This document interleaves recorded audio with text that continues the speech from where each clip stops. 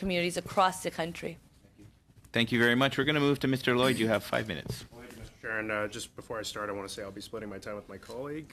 Thank you, Minister. I've had the pleasure of traveling across this country, including out in Sault Ste. Marie, and everywhere I go, it's difficult to find campground space. And you mentioned that your government is cutting small business tax rates, but your government's regulations have also increased taxes on some campgrounds by up to 300% by removing the small business tax deduction.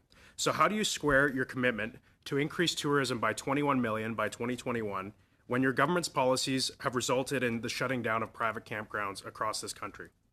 I would respectfully disagree. This government will continue to fight for small businesses. We know that they are job creators.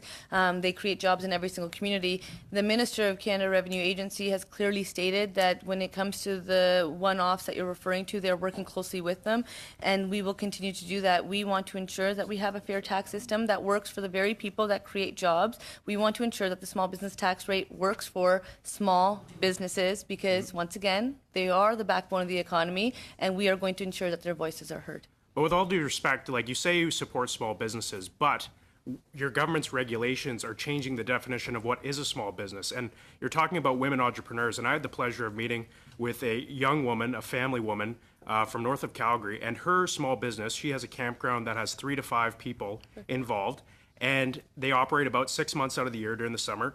And your government has increased taxes on them by 300% and also has made those taxes retroactive going back 3 years, resulting in a massive tax bill that could shut down this campground. How do you square your policies with this damaging policy that you put in? I would